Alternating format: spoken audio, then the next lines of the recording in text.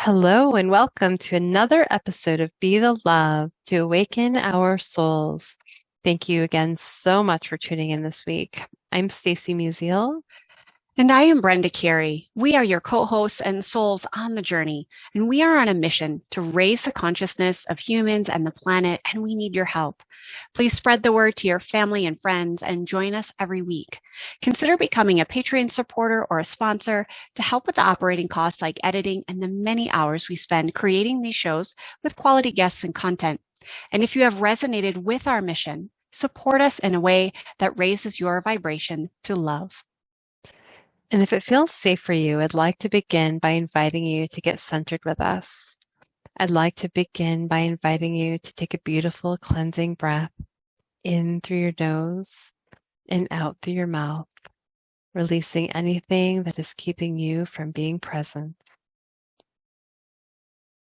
And take another deep breath in through your nose, breathing in calm, peaceful, loving energy, and breathing out anything you are ready to release in this now moment. And take one more breath in through your nose, breathing in light and love for yourself. And imagine breathing that light and love and send it back to all of humanity, remembering that you always, always have your breath to come back to.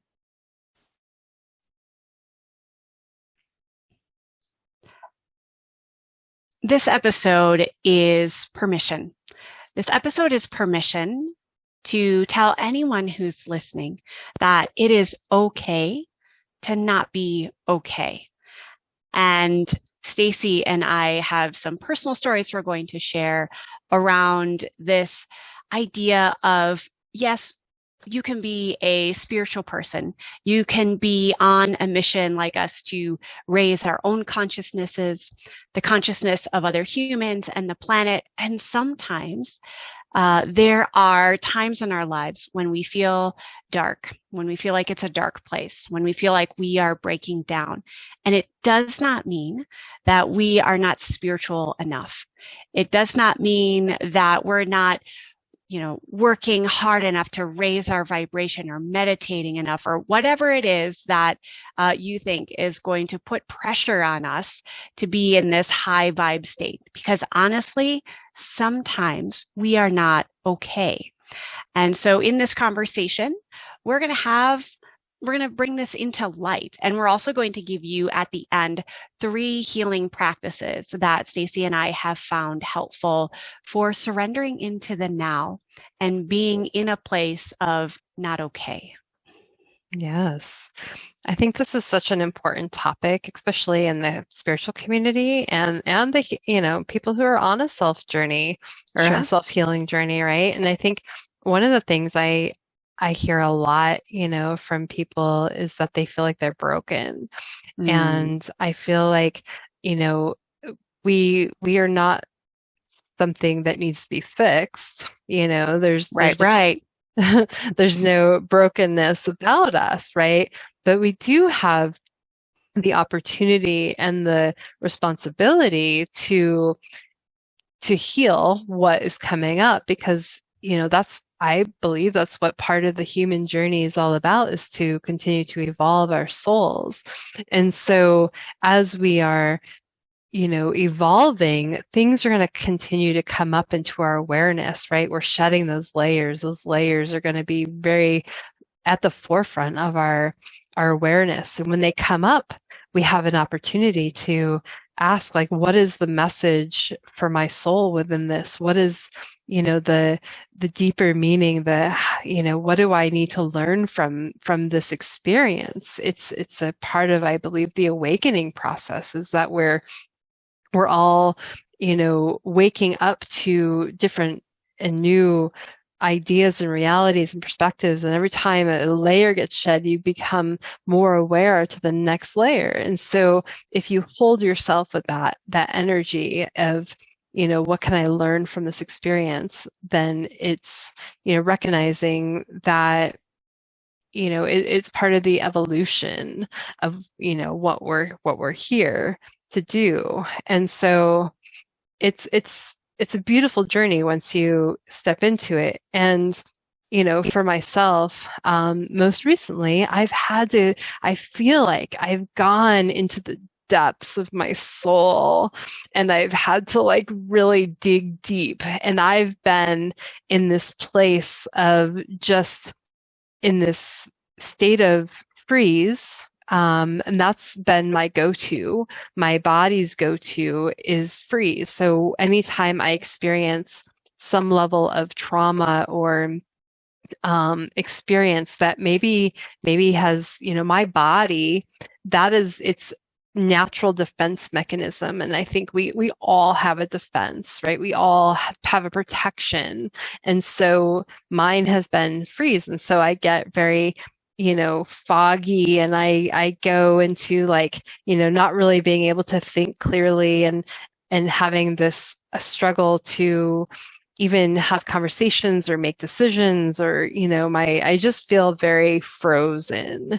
And I'm very aware of this state because it's something I go into. So for me lately, it's been working through this and like what has caused this state of freeze, right? Because that's the I think that the process of, okay, well, what is creating me to go into this, right? And it's never like something outside of me, right? It's something inside. And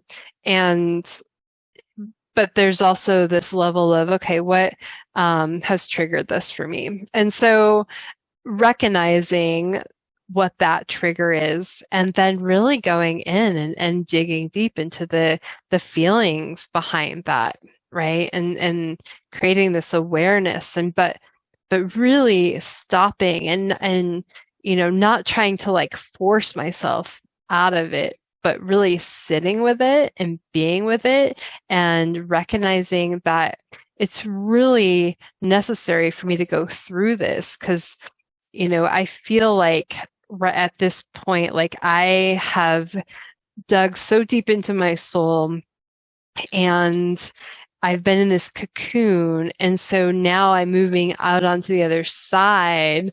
And so I feel like I'm spreading my wings again, but I had to go through that and recognize that it really has been, a journey. But I've come out with so much new clarity, but recognizing that it's really okay not to be okay. Like I don't have to be on all the time. I can really feel, and what they say is true, right? You have to feel in order to heal.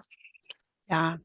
No, thank you for sharing your experience. I love the analogy, excuse me, of like being in a cocoon, in the darkness of it, and then emerging out.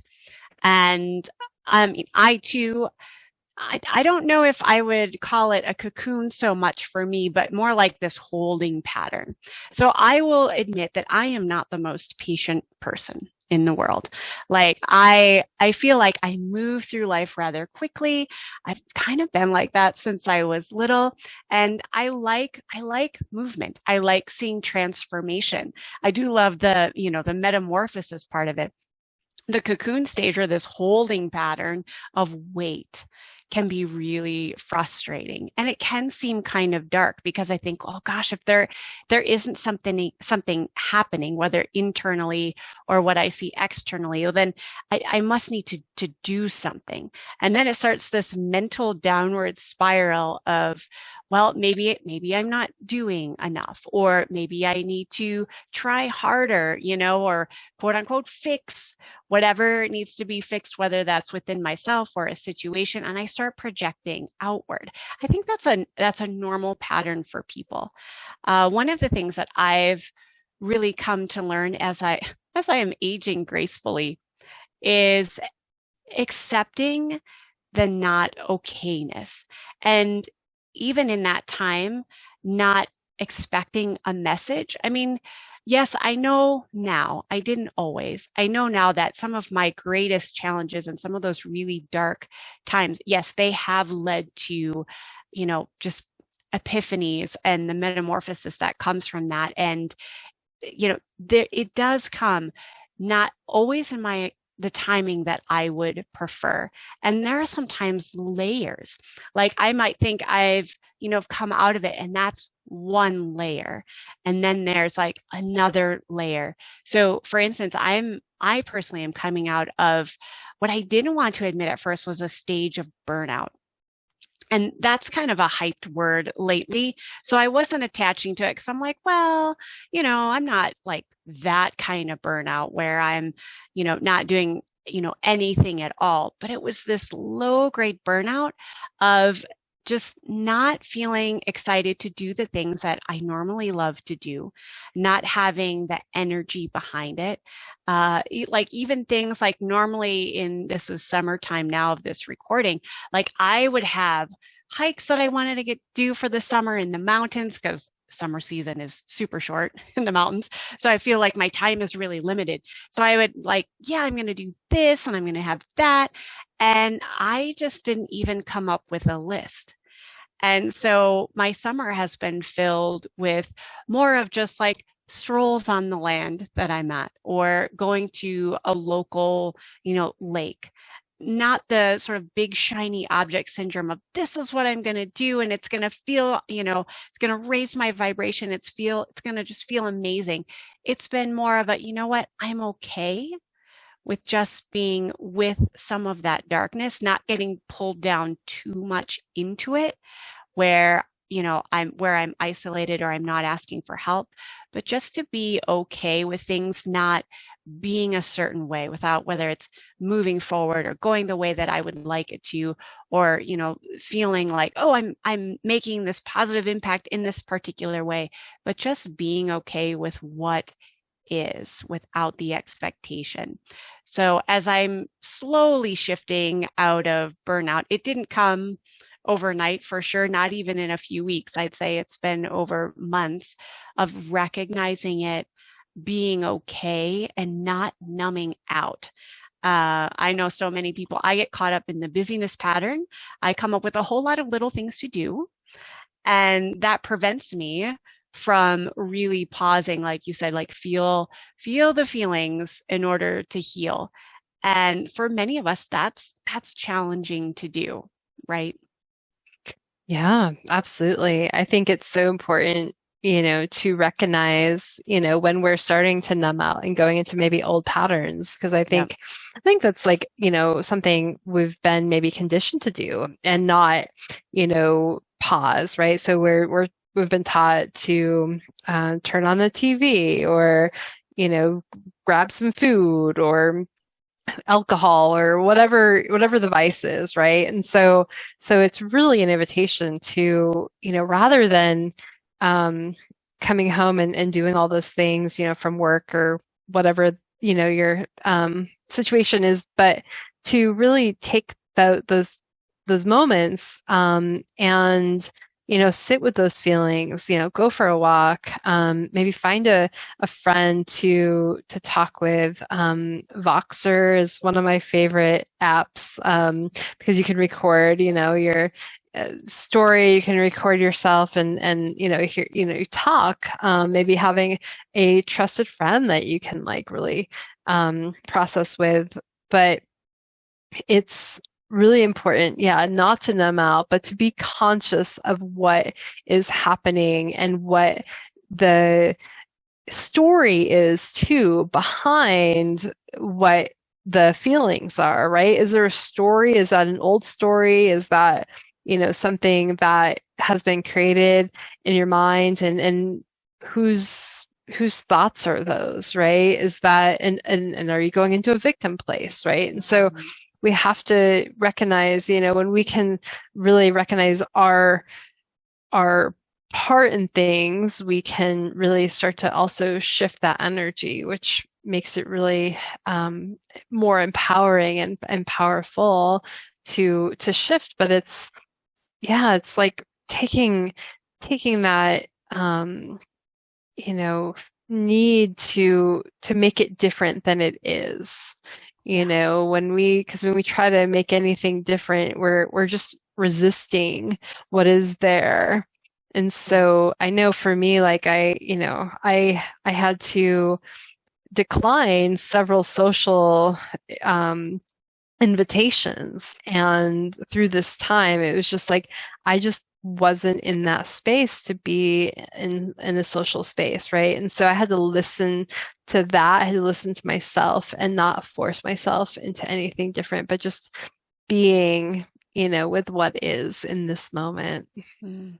I love that you brought up the fact of what's the story around it, and just recognizing, like, is that my own story that I've created over the years? Is that a generational story that has come up for me? I've really had to look at, okay, why is it not okay to just be kind of blah, or to not be happy, or whatever the positive emotion that we associate with it. And I think it does really stem from generations for me of women that were supposed to be happy, always taking care of other people. Or, and that could be in a family life, that could be within a work situation, but it was like they were not allowed or given permission to hold space for themselves of, you know what, I'm tired of taking care of others, and that's okay. I need time for myself and to replenish my soul so that I don't keep giving away from this empty cup. And it's not any sign of failure or not enoughness or whatever label or whatever story that we put on that. It doesn't mean that we're less than, and that it's okay to just be in that darker place, knowing that at some point, maybe not in our timing, but at some point this too does pass.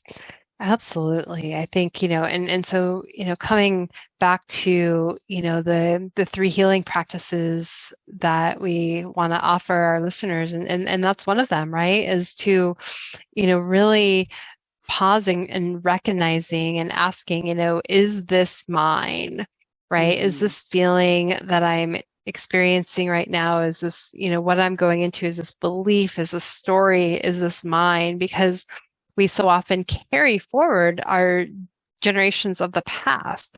The experience I've had lately with this trauma, like I've been working on healing past generations of family trauma, and starting with the women in my family, my grandmothers and great grandmothers, and, not having a voice. So how that was stored in my body. And then there was also this feeling, this old storyline around being powerlessness. Like that was like in my nervous system. And I was like, why am I like, where is this coming from? I was like, this is not mine. But it was activated within me.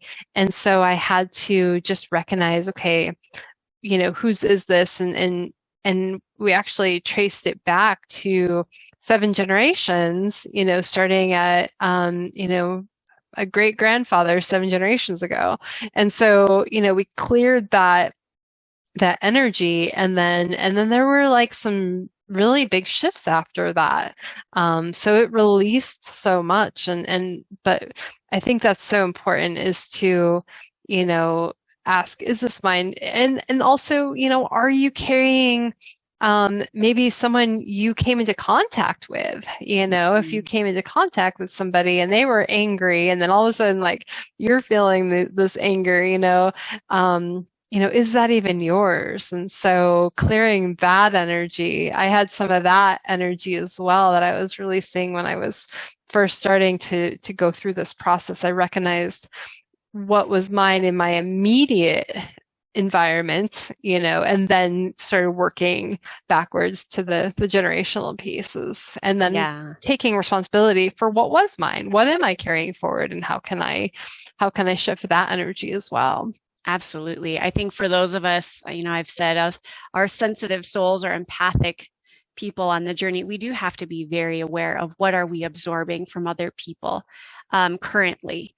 And, I always go back to what's mine is mine and what's theirs is theirs. And it's perfect just as it is. Even though I may not understand it, I might see a lot of sabotaging behaviors, but to know that it needs to be this way, which then for our second healing practice, first one, pause, recognize the feelings, ask if it is yours or not, taking responsibility, and then start noticing the patterns. I think this is key because as mentioned before, we might fight it, we might flee like busyness, we might freeze. For me, it's like kind of an overwhelm kind of freeze and I don't do anything, or just kind of fawn.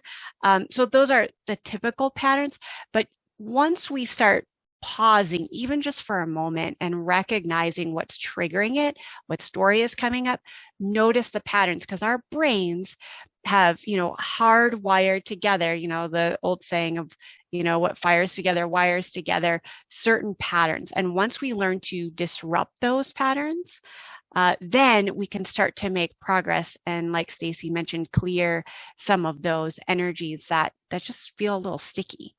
Yeah, I mean, those recognizing those trauma patterns is super important. And you might even notice that coming up as, wanting to fight with your, whoever's in your environment, like fighting, in that flight, like running away. I know for me, like that was another one that comes up for me. I'm like, oh, I'm just gonna go, you know, go travel somewhere or like I just need to move or run away like those are some of my thought patterns and I'm like no, that's just my nervous system saying I can't handle this, but Yeah. but those were the initial thoughts, and then I had to check in with that and like no, that's not really what I want. That's my nervous system trying to protect me. And for me, going through this period of burnout, the fight response oftentimes was like my self criticism. Like that was kind of like this inner battle I would have with myself. Like why isn't this working out? What am I doing wrong? What is it with Mm. me? So that was the mental pattern that eventually I had to say, okay, stop it. There's nothing wrong with you. you know, there's nothing wrong with you. Stop the self criticism. But it took me a while to recognize that old pattern that I probably had since adolescent times. Hmm. Yeah, these patterns are strong, right? And they've been with us for so long. It's about just recognizing them and like, with that freeze pattern I was talking about earlier, just like I couldn't think, like I felt like I was frozen, like couldn't like there's no movement forward. And then, of course, the fawn, right? When we want to appease others and and we're not really, um, you know, thinking about ourselves, but we're more afraid of like how the other person's going to respond. And so, depending on the situation that you're in. But the third, one is physical movement, which is so important. For me, it was like I needed to get out on my bike. I needed to go on a hike or like, move my energy. I was walking every morning. I might not have had the energy to like do something super, super physical, like run. That wasn't like where my energy was, but I like movement and yoga, was really important because like those that energy needs to be moved in your body and it helps to transform and transmute that energy. So I that was I really important. love I love that hiking and getting outdoors in nature. For me, I really needed to connect since it's summer and it's hot here. Yeah, instead of doing the hard hikes up the mountain, I really embraced the water element Hmm. because I felt like I needed to flow. I felt stuck in my head with all the self-criticism that burnout, can bring up. So I find myself, on a lake, either stand-up paddleboarding, which I've really embraced this summer, and just being and watching the Hmm. water and the rivers flow with ease. And for me, that's just an embodied reminder of I too can surrender into this process. Hmm. That's key word right there is surrender. Yes. Yes, surrendering. I mean, when we surrender to the process and we, are okay with not being okay, it actually we end up moving through it. It's not easy, but it's easier, I think, than when we resist it, because what we resist persists and it's going to keep coming up until we totally surrender to it. And then you can move through it and then you get to the other side and you might have layers, like you said. There's always going to be layers to different things. And there might be a freedom, like a feeling of like, oh, I've gotten to the other side. And then it might go through another process of it, but it's just, being okay with this moment in this time and just surrendering to what is. Beautifully said. Thank you for listening to Be the Love podcast. If you have enjoyed listening to our show, please share the love by sharing it with your family and friends, giving us a 5-star written review on iTunes and Spotify, or liking us on Facebook. And I am Brenda Carey, and as a holistic healer, I offer coaching and online programs to guide people in their sacred path to vibrant health. My website is sacredpathyogaandreiki.com. And I'm Stacy Musial. I'm a psychotherapist specializing in whole person, deep soul healing. You can find out more about my work, my book, and programs at awakenyouремpoweredsoul.com. Please consider supporting our mission to awaken our souls with a monthly donation that helps us with the operating costs of this podcast so we can continue to spread the love. To contribute, please visit our Patreon website at patreon.com/Be the Love podcast, and stay tuned for more episodes being released on Mondays at 5:55 a.m. Mountain Time.